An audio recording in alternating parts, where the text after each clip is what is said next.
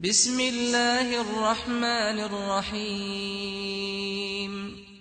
شروع اللہ کا نام لے کر جو بڑا مہربان نہایت رحم والا ہے۔ کیا تم خیال کرتے ہو کہ غار اور لوح والے ہماری نشانیوں میں سے عجیب تھے؟ جب وہ نوجوان غار میں جا رہے تو کہنے لگے کہ اے ہمارے پروردگار، ہم پر اپنے ہاں سے رحمت نازل فرما اور ہمارے کام میں درستی کے سامان مہیا کر۔ تو ہم نے غار میں کئی سال تک ان کے کانوں پر نیند کا پردہ ڈالے رکھا، یعنی ان کو سلائے رکھا، پھر ان کو جگہ اٹھایا تاکہ معلوم کریں کہ جتنی مدت وہ غار میں رہے دونوں جماعتوں میں سے اس کی مقدار کس کو خوب یاد ہے۔ ہم ان کے حالات تم سے صحیح صحیح بیان کرتے ہیں۔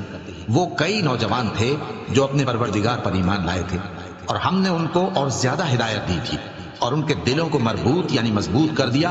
جب وہ اٹھ کھڑے ہوئے تو کہنے لگے کہ ہمارا پروردگار آسمانوں اور زمین کا مالک ہے، ہم اس کے سوا کسی کو معبود سمجھ کر نہ پکاریں گے۔ اگر ایسا کیا تو اس وقت ہم نے بے عقلی کی بات کی۔ ان ہماری قوم کے لوگوں نے اس کے سوا اور معبود بنا رکھے ہیں، بھلا یہ ان کے معبود ہونے پر کوئی کھلی دلیل کیوں نہیں لاتے؟ تو اس سے زیادہ کون ظالم ہے جو اللہ پر جھوٹ باندھے؟ اور جب تم نے ان مشرکوں سے اور جن کی یہ اللہ کے سوا عبادت کرتے ہیں ان سے کنارہ کر لیا ہے تو غار میں چل رہو، تمہارا پروردگار تمہارے لیے اپنی رحمت وسیع کر دے گا اور تمہارے کاموں میں آسانی کے سامان مہیا کرے گا۔ اور جب سورج نکلے تو تم دیکھو کہ دھوپ ان کے غار سے داہنی طرف سمٹ جائے، اور جب غروب ہو تو ان سے بائیں طرف کترا جائے، اور وہ اس غار کے کشادہ حصے میں تھے۔ یہ اللہ کی نشانیوں میں سے ہیں، جس کو اللہ ہدایت دے وہ ہدایت یاب ہے، اور جس کو گمراہ رہنے دے تو تم اس کے لیے کوئی دوست راہ بتانے والا نہ پاؤ گے۔ اور تم ان کے متعلق خیال کرو کہ وہ جاگ رہے ہیں حالانکہ وہ سوتی ہیں، اور ہم ان کو دائیں اور بائیں کروٹ بدلاتے تھے، اور ان کا کتا چوکھٹ پر دونوں ہاتھ پھیلائے ہوئے تھا۔ اگر تم ان کو جھانک کر دیکھتے تو پیٹ پھیر کر بھاگ جاتے اور ان سے دہشت میں آ جاتے۔ اور اسی طرح ہم نے ان کو اٹھایا تاکہ آپس میں ایک دوسرے سے دریافت کریں۔ ایک کہنے والے نے کہا کہ تم یہاں کتنی مدت رہے؟ انہوں نے کہا کہ 1 دن یا اس سے بھی کم۔ انہوں نے کہا کہ جتنی مدت تم رہے ہو تمہارا پروردگار ہی اس کو خوب جانتا ہے۔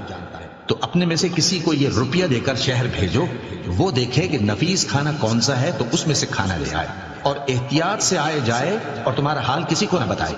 اگر وہ تم پر دسترس پا لیں گے تو تمہیں سنسار کر دیں گے یا پھر اپنے مذہب میں داخل کر لیں گے، اور اس وقت تم کبھی فلاح نہیں پاؤ گے۔ اور اسی طرح ہم نے لوگوں کو ان کے حال سے خبردار کر دیا تاکہ وہ جانیں کہ اللہ کا وعدہ سچا ہے، اور یہ کہ قیامت جس کا وعدہ کیا جاتا ہے اس میں کچھ شک نہیں۔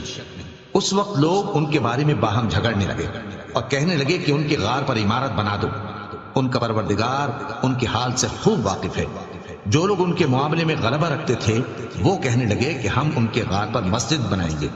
بعض لوگ اٹکل پچو کہیں گے کہ وہ 3 تھے اور چوتھا ان کا کتا تھا، اور بعض کہیں گے کہ وہ 5 تھے اور چھٹا ان کا کتا تھا، اور بعض کہیں گے کہ وہ 7 تھے اور 8واں ان کا کتا تھا۔